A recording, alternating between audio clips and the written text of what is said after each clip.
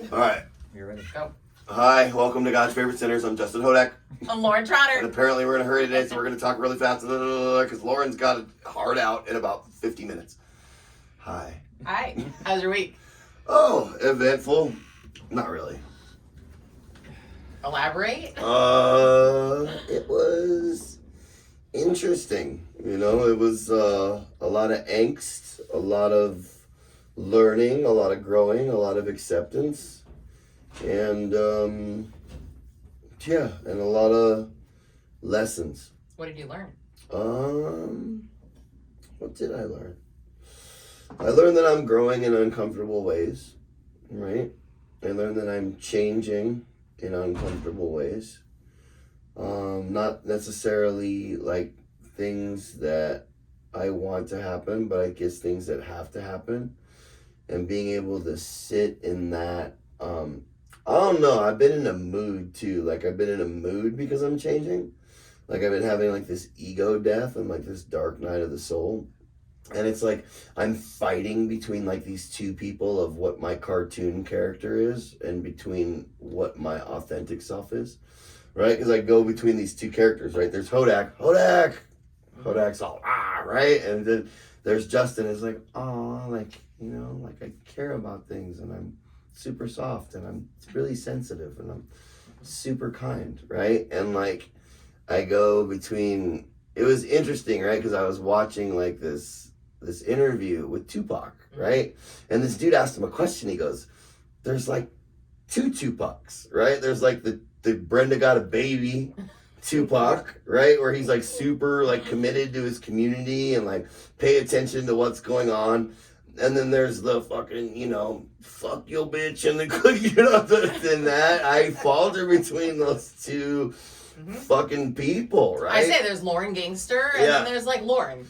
But like Lauren Gangster doesn't really even, I don't even see Lauren Gangster anymore. But like, you do know Lauren Gangster. I know Lauren Gangster, and I'm like, what have you done with my friend? Like, you've hijacked my friend, right? But she does come out, right? Like, it was funny because I was talking this week, actually, and I was saying that, like, I'm actually a pretty intolerant person. Like, naturally, right? Like, and, like, I don't really like dumb people. I don't really like dumb questions. You know what I mean? Like, dumb people there's either. a part of me that, like, my natural first inclination is really, you're an idiot. Do you, like that? And I have to be very intentional because my face speaks volumes before my mouth does. Your RBF? Yes. And, like, there is a gangster Lauren that wants to stab you in the neck. Do you, like, and I get it. I have to be intentional in, like, keeping that at bay, and it doesn't mean that it doesn't come out, and it rarely, I shouldn't say that, I should say that it rarely comes all the way out anymore, but it definitely comes up. Mine came out the other day at the leasing office. Yes. Mine came out at the he leasing went insane at the leasing You know, I told this dude, fucking pull your fucking, when I get done with your fucking teeth, you're going to be looking like a jack-o'-lantern, homie. But in the beginning of when you're changing and when you're growing, there's definitely like a back and forth dual thing that happens, right? Like there is definitely that death of our old self and our self-will and who we think we want to be and who we've been in order to protect ourselves for all these years and all of that stuff.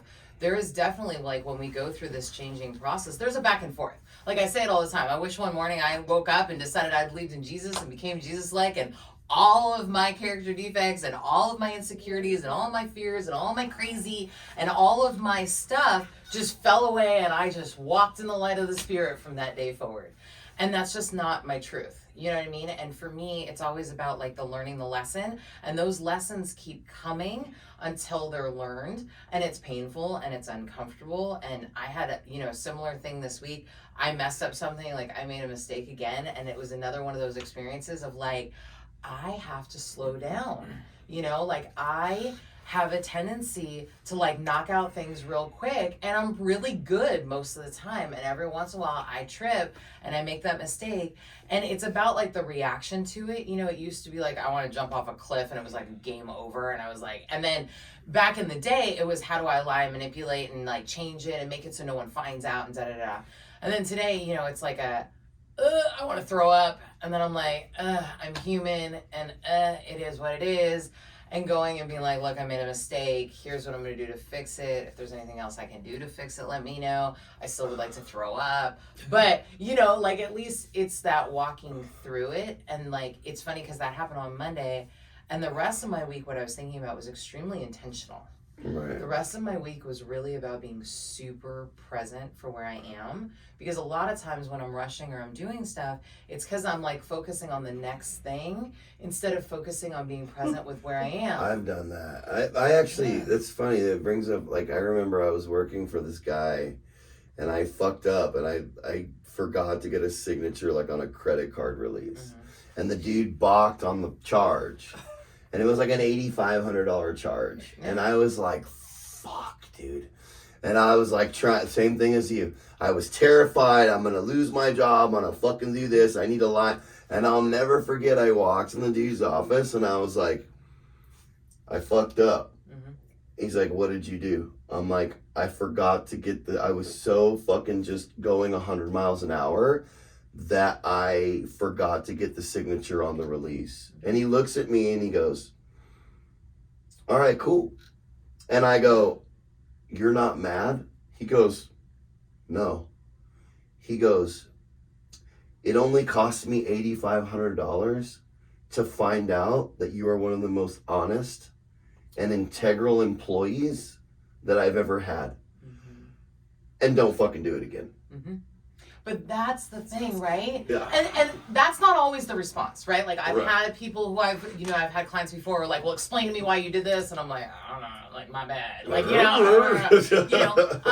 but it is true. Like, and what that is that's integrity. Yeah. Right? Like that's the thing is it's today I live a life of integrity. I do have integrity. Sometimes too much. Yeah. Yeah. Like I do what I say I'm going to do. You know what I mean? I try to not commit to things that I know I can't do or that I don't really want to do. And that's been a growth in itself.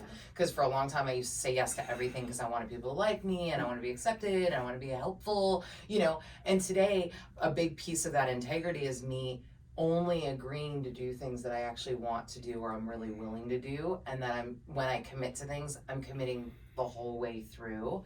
And it was interesting. I think it was on Wednesday. You had breakfast with me after, but I went somewhere. Pancakes were so good. Side note. Side note. Pancakes were great. Pancakes were fucking pumpkin pancakes. I went somewhere, and I was already wearing workout clothes because I was going to work out after I had this meeting that I went to. Yeah. And I just started walking. Like I was like, I remember that. I'm gonna walk with purpose. Yeah, well, and I ended up going on this like 4.5 mile walk, like all over the place with no real intention. Oh, you ended up outside of creep. Yeah, and so I went on this 4.5 mile walk, and it was like with no intention of where I was going. And it was interesting because nobody called me, like I didn't have any emails, like, I'm blessed that I like own my own companies and I don't have a lot of like deadline driven things. But a lot of times, like when I try to do other things, like someone will call or I'll get an email and I'm like, oh, I got to go back and go do this. And it was like a couple of hours and it was like, it wasn't working out walking. It was a very intentional walk. It was like, with no destination. With no destination, but the intention was just to be present. And it was like I looked at every flower I walked by. Oh, nice. I smiled and said hi to every person I saw. And it was like, I just walked, and and at the end I ended up where you were and we ended up going to breakfast, which was really cool.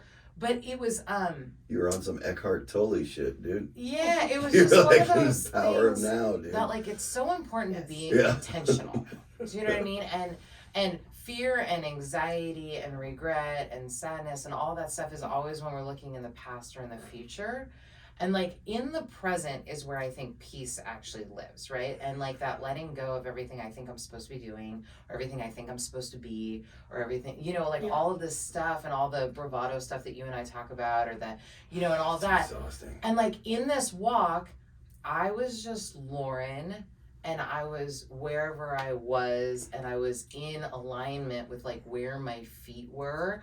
And I was very present with like the smells and just being present with like what was around me. And like not even really thinking about anything besides just it being present. And I think like that's the purpose of like a spiritual life, right? Like I think that that's what we're seeking is actually to be present. Like in the moment that we're in. So this is a book report. It's called Siddhartha. It's an 81 page. Siddhartha's really, you've read Siddhartha, I'm assuming? No, nobody's read Siddhartha? No. I am shocked. It just looked too complicated. It's The this name's big. complicated. I don't know. It lost me at the name. So yeah, exactly. That's what I'm saying. Like, too complicated. Siddhartha, I may be off here, but it's a story of like the first Dalai Lama, and how he found enlightenment. Okay. So Siddhartha was born poor, and all he wanted to do was to be approved and have all this stuff per se. So he ends up like marries a princess. He becomes a prince, and he has all the riches, and all the father loves him. And one day Siddhartha just gets up and goes, "Fuck this! I'm miserable. Like, this isn't what it's all about." And he looks at her and he goes, "Baby, I gotta go." Right? Wow. She's like, "Wait, what? Like, we have all of this." And he's like, "I am not fucking cool." Yeah. And he sheds everything. He decides to walk the earth like Caine in Kung Fu. And he finds this path of enlightenment, shedding all worldly and material things to find his own nirvana. And it's only like 100 pages, 110 pages, but it's so interesting. It's like you're talking about, it's all this shit. And that's what I've been going through like the last week, of everything that I think is worldly and important. I don't really give a fuck about anymore, but I want to. Because of societal norms and what it's supposed to look like and all this bullshit, right? And they say, money don't buy you happiness, but I gotta say, it's a lot easier to cry in a Mercedes than it is on the bus. For sure. Right? So I'm like torn between all this shit. But it's like you're talking about, it's like when I can really get present, which I have a hard time doing, because my head is fucking loud. I think so much, and not just in that, like I'm an objective thinker.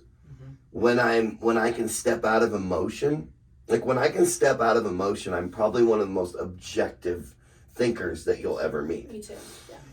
And problem is, I'm usually thinking about myself within emotion. But when I can really get grounded, right? First, I have to exhaust the thought. I have to.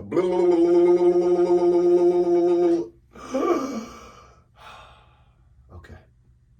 I'm thinking about this from a logical standpoint, right? The answers are all there, right? It's like being torn between the spiritual and the worldly. And it's like the story of the wolves. Well, which one's going to get bigger? Well, whichever one you feed. You know? And faith has a big piece in that, right? Like, and it's the comfort and the serenity comes from that. And with that, we're with Heather. Yeah. This is my friend Heather, who I love a lot. And hi. And Heather's got a very cool story. And Heather knows kind of about our podcast. And she and I spend lots of time together. Yeah. And so here we are going to talk about what the searching is, right? And so every week, Justin and I go through our check-ins of like what's happening in our lives. And that seems to always be a segue into like what we're doing here. And Heather's got a cool background. So, Heather, we're going to talk about, what that searching is for you and maybe a little bit of your background of, kind of your upbringing and then your changes through your upbringing to like where you are now. Yes. It was cool. Please. So what was your childhood like? What was that searching like, Heather? Oh my I gosh. feel like you're in the psychiatrist. Lay down. Yeah, Tell us about your parents. Hypnotize me first. So my dad was a pastor. Oh. He was an educator. He had a double PhD. He's super intellectual. And you're from here, from LA? I'm born and raised in LA. I'm a native, a rare breed, rare bird. Awesome. Me too. It's all three of us. Exactly. We're those weird people all sitting on one couch Right, together. right. Exactly. We didn't come here for a dream. We were born here. Born here on broken dreams. Yes, exactly. And so my mom was a medical technologist, so she worked in a hospital. She was a supervisor. And I just remember being as a kid, I was like, had so much anxiety. I was like so anxious all the time. And I would have these like fierce tantrums as a kid. And my parents are like very calm people. Well, my mom is. My dad is more of like, he like takes so much and then he kind of like explodes. But I just remember like I was adopted at 6 weeks old. So, and I've known that for years. I don't even remember what they told me. I was probably like 2. And I just remember like I didn't feel abandoned by my birth mom. I just had like this anxiety that led to like it followed me all the way through until I was like 18. And it's like I was probably a teenager and I was having these like meltdowns. My mom would go to drop me off somewhere and I would just melt down. And people were like, she's like 15, what is she doing? And it was like, no, because I like couldn't handle being away from, I don't know if it was so much my mom as opposed to like being away from that comfort and security that I wanted and needed that I didn't feel like I had.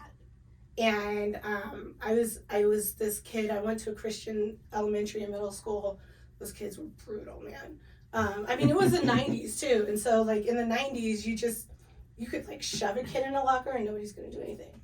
God, I miss the 90s. I do miss the 90s. I do too. I do miss the 90s.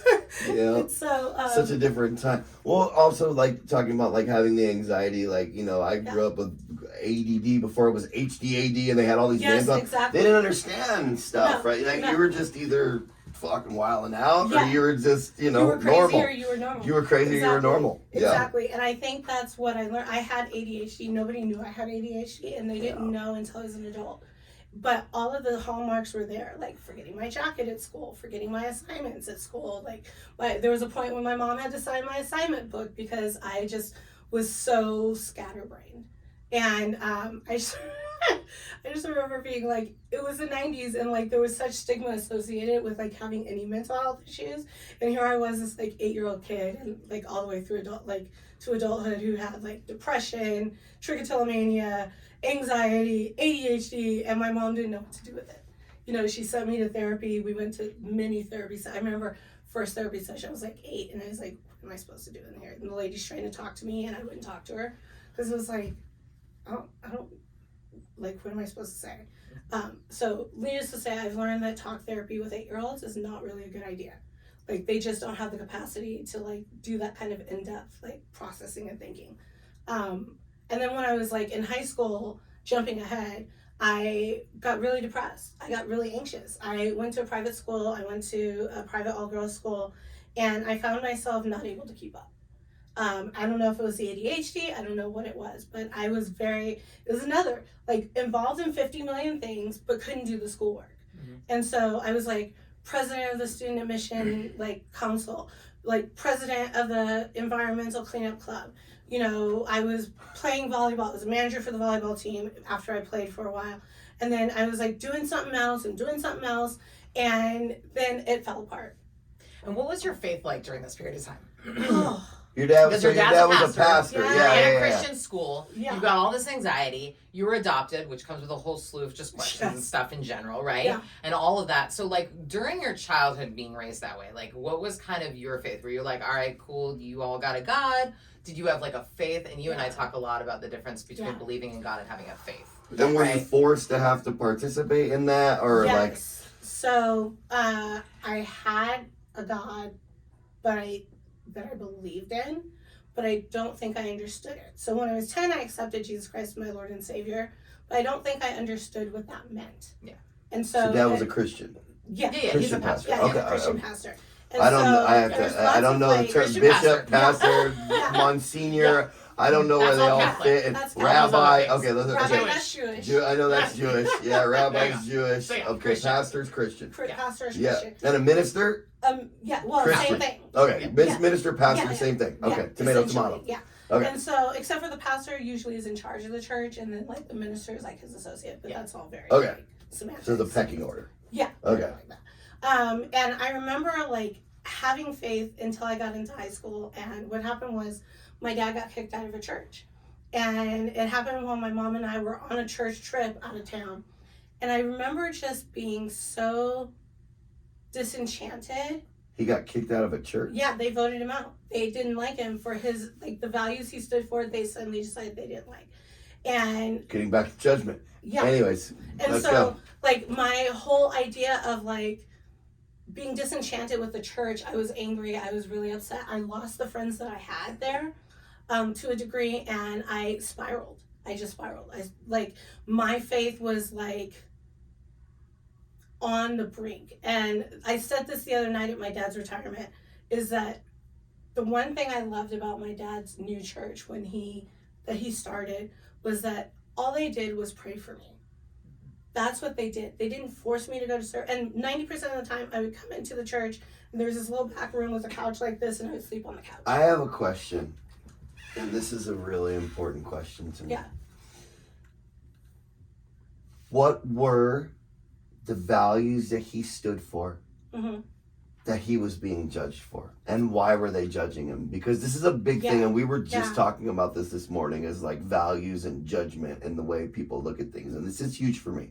Because this is what keeps me away from a lot of fucking, excuse my language, a lot of stuff like that. What were the values, if you don't mind? I don't remember off the top of my head because I was like 15 and not really paying attention. But I do remember, like, there was a lot of big families in the church, and there was kind of like all these agendas, and he didn't really believe in having these preconceived agendas. He was very much a follower of Jesus Christ in that, like, you do what Jesus Christ calls you to do. You do what God calls you to do. Not like when you have an agenda that this person has to become deacon because they're like the third generation of deacons. So in churches, so I talk a lot about there being a difference between religiosity and following Jesus, right? Yeah. And so having faith and being a religion are very different. Yeah. And so a lot of times with churches, because a church is an institution and it's also a business. Correct. Okay. Exactly. So, and then being a follower of Jesus is different. Like that's living by faith and living by, you know, the Holy Spirit or intuition or, you know what I mean? And like praying and having it be led wherever it goes. Right. So sometimes in churches you do end up with like an agenda, or you end up with plans, or you end up with things like when pastors change, a lot of times you'll lose a bunch of the congregation. Yes. There are instances where a congregation may choose they want something different. So, you know, and to go to the point of what Justin's trying to figure out, right, is that a lot of times in life even, people have differencing in opinions of things, right? And it's about allowing people to have those, and like in those instances, understanding that just as much as you get to have an opinion, I get to have an opinion, right? And that I have wants and needs for my life, and you have wants and needs for your life. And same with a church, right? Yeah. A church body is a membership, and they have wants and desires, and sometimes those don't always align. Right. And so it's a matter of making changes, because when things don't fit together, people, situations, pastors with churches, that it's okay for people to go different ways and start a new church. Or, you know what I mean? Start a new meeting. Go find a new partner, right? Go find a new girlfriend. Go find a new boyfriend, right? And it's about valuing what you need and what you want, and then surrounding yourself with people, places, things that align with that. So I think in some ways, I think with churches, there is a bit of intolerance sometimes when it comes to pastoral teaching. And I can tell you, even now at the church I attend, there has been like this sort of migration of people who, there was like the people who thought that the pastor should be teaching on COVID and Trumpism, and then there were the people who thought that he should be teaching that, like, you know, vaccines must be had, and there was a dichotomy between the church, and then there's these middle subset which is still there, you know. But what happens is, typically what happens in a church like that is the people will weed themselves out. But in this case, they came together as like this sort of nefarious group of people, in my mind, and voted him out. And I think that was what was hard for me, is I felt like he was judged. I felt judged. The church itself, as a child of a pastor, it's very hard to be in the limelight 90% of the time. And I did not feel like I had the right to be a kid there. Like, I was not allowed to be, like, have a temper, and I want to Because have you a were temper. supposed to be held to a higher standard Yes, because exactly. you're the, Because I'm the pastor's daughter. pastor's daughter. And it wasn't that he wasn't doing his job. It was just that I have my own personality. And I am, like Lauren said, I am that person who says, like, you're an idiot from the start and you have to prove yourself to me. Like, prove that you're not an idiot. That's kind of how I operate. So this all happens. So then you spiral and I go spiral, down yeah. your craziness. Because you happens. felt judged and you felt ostracized. Yeah, exactly. Okay. So she And- leaves the church for the most part. And Yeah, you pop in. I pop in and out. I was doing a college age group in college. And I remember I got kicked out from student ministries because of my belief system. And I did not feel that abortion was should be illegal. I also told them, I said, I can't tell you if I was living in a relationship with somebody that I would not have sex with them. Like, I can't tell you that. All I can tell you is what the Bible says, and that's what I can teach. And they didn't like that either. They didn't like you were a human being having a human Exactly. experience with a human opinion. That's why I hate fucking religion, by the way. But it's That's why I not, hate that's fucking religiosity. That's the difference That's between religion and, like, faith and spirituality. They're different. Religiosity is that whole idea of, like, you have to fit into this box and do these things in order to be a Christian. Right. Faith is, I believe in Jesus Christ as my Lord and Savior, and I am walking on this journey just like everyone else, and we're all just trying to do our best. So you want to know my values within religion? Don't be a dick, be kind, spread love, and don't give a fuck about what anybody else does. That's kind of what That's Jesus kind said. of what Jesus That's is, kind of what except Jesus for said. But you do have to care what other people it's do. so Yeah. fucking diluted.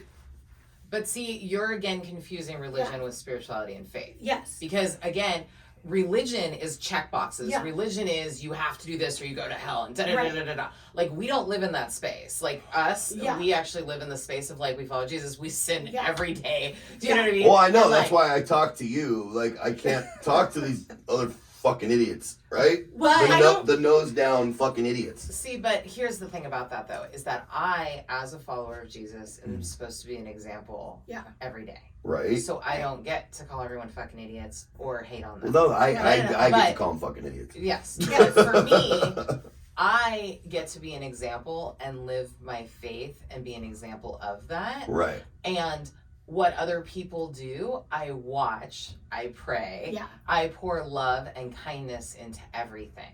Yeah. Because anytime I draw a line in the sand and decide that I'm right and someone else is wrong, I'm doing what they do.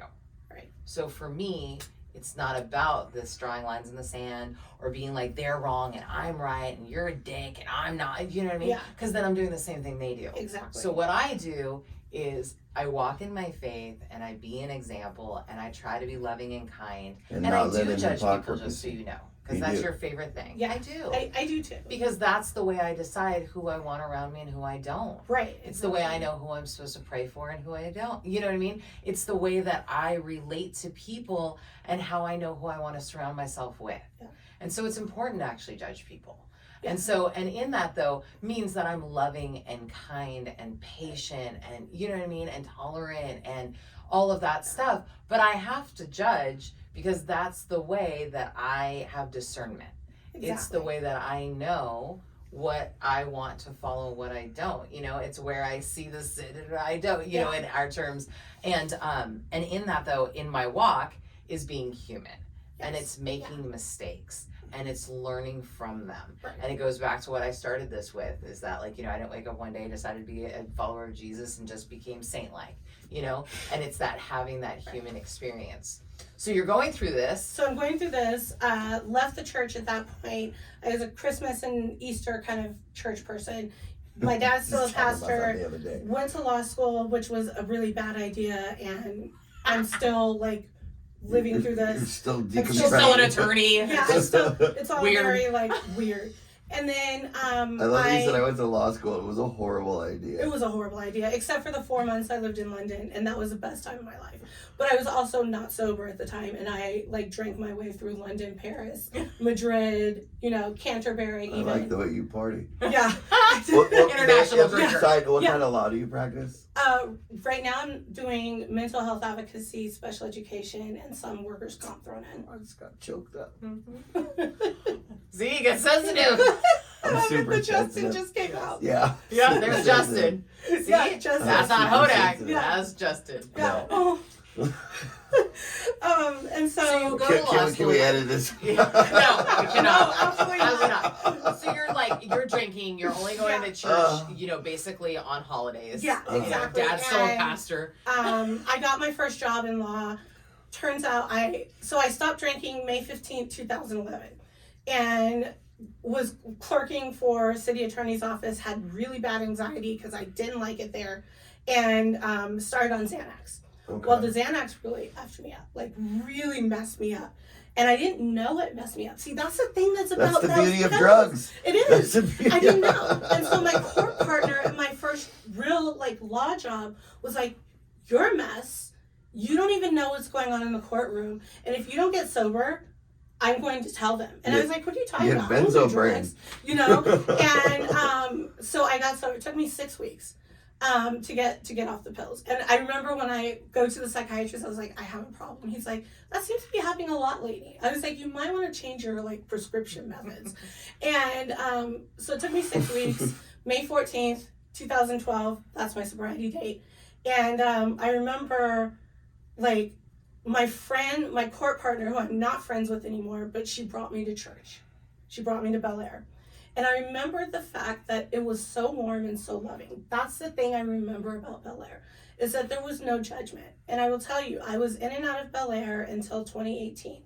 And because my dad's a pastor, and I was like, do I join his church? Do I join Bel Air? Do I join? And I didn't really feel drawn to his church. And so he finally gave me his blessing and said, "Go ahead and join Bel Air." So I'm standing there on the patio. He sounds like a good man. He's a very good man. I love my dad. He's having some memory issues right now, which is very hard, but I love him dearly. And we fought tooth and nail when I was a kid. We just did not see eye to eye. And so I'm standing there, patio baptisms 2019, and 10 people get baptized, plus 3 unexpectedly. Pastor Kim jumps in the pool with her stockings on to baptize someone. And I just remember going, this is the place I need to be. And I'll never forget, that was my moment of understanding Jesus Christ as my Lord and Savior. Is understanding that he had kept me through all this. Through all of my times I should be dead drinking, all the time. I mean, I was taking 6 to 8 Xanax a day. I should have been dead. I should have been So a lot in a of I coma worked in somewhere. recovery for a long. It's a lot of Xanax. It was probably a very painful detox. It was terrible. I mean, And I did it alone. I didn't go to a rehab. I had the psychiatrist. I saw him weekly, but it was I refused to go to rehab. And that was the hardest, white knuckling it that I've done in my life. You did this at home and detoxed yourself from Xanax and weaned yourself off by yourself? Well, the psychiatrist worked with me. I saw him every week, but it took 6 You didn't have weeks. anybody in there to No. It was crazy. So can I just say that this is probably from a spiritual standpoint, this is a miracle. Jesus has worked a miracle in your life, because I know, wow. Yeah. Wow. I'm impressed. I mean, it's Jesus. That's all I can say. Is I can't do this alone. I do this with God on my side, with Jesus walking with me every day, with the Holy Spirit in my heart. And even though, Lauren knows, I'm always fretting about something, because I'm always oh my God, I don't know what God's talking about. I don't know what to do. That brain gets going. It's but I know fiercely, once I understood that Jesus Christ had saved my life over and over and over and over again when I should be dead, never once ended up in a hospital. And I would drink guys under the table. Never once ended up laying in a street somewhere. I was blessed. Jesus protected me and saved my life.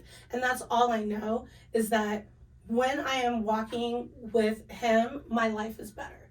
When I'm not walking with him, my life is a hot mess. And it's last week, my dad was, I was staying with my dad because my mom had knee replacement surgery, and it was just, And I remember God saying, take a break on Friday. And I didn't listen. And I kept going, and I got knocked down with a massive, cold on Monday. like fever, chills, everything. Not COVID, so don't worry. But it was like one of those things where like, yeah, where like God was just like, haha, I told you to take a break, you're going to take a break. And that's how God works for me. Is like when he says something, he says it and he means it. I saw 2 hummingbirds, one hummingbird, 2 blue jays the other day. And I remember looking at it, and typically my dad is very much a like look at nature person. He goes like, look at the birdies. And he was out there watering, and the birds like were sitting right there in front of him. He never saw them. And I realized like I had this realization from God after I prayed on it, that like I am moving at the speed of a hummingbird and I don't slow down. And God is basically saying to me, like, hummingbirds don't mate for life. Blue jays mate for life. And there was 2 blue jays. And he's basically saying to me, you can pick the hummingbird or you can pick the blue jays. And you can choose to work at the speed of a hummingbird and not have that fulfillment that you're looking for.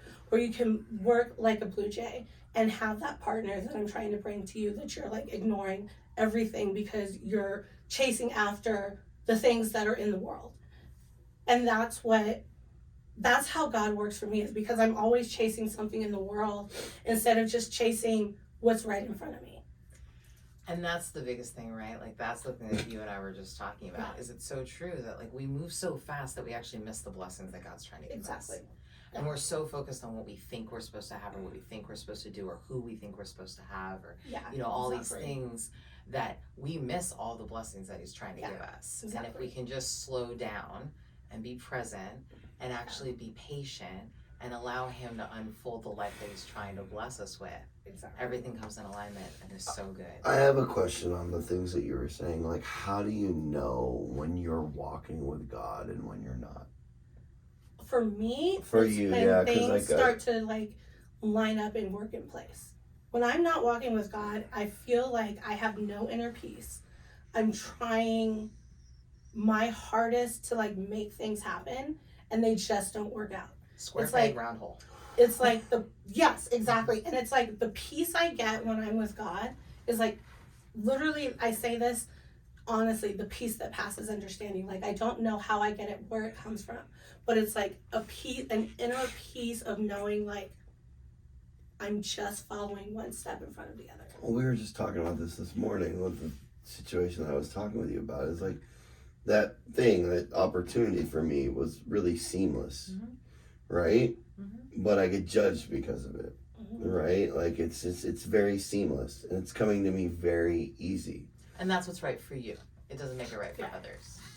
And that's the thing about spirituality in general, is that 2 + 2 does not always equal 4 in the normal world. And but then it goes back to that piece that we talked about of feeling judged, right? Like, and nobody like else that, matters. Huh? When you're in alignment, other people's opinions does not matter. Yeah. And that's the biggest thing. And that's what I had to learn to because it doesn't like not sit right with me. You know what I mean? Like it doesn't like not like I'm like, oh my God, like I need to question like what this is or what's coming towards me. But to feel judged. But again, if you're in alignment and if you're walking in the faith that we're talking about, what other people judge or what they think has no bearing. Right. Because you know you're doing what God is calling you to do. And that's all that matters and above anything else. Like, I could tell Lauren, like, this nonprofit you're doing is crazy, and I, like, think you're wasting your time. And she's going to be like, God told me to do it. I'm just going to do it. You know? It doesn't matter. It doesn't matter. And that's how I'm learning to operate, is that when God says, this is something you're supposed to do, then I step into it and I do what's in front of me. And Lauren tells me this all the time. Just do what's in front of you. So, again, on that note, like, all right, like with what I was talking about, like the situation I'm going through, right?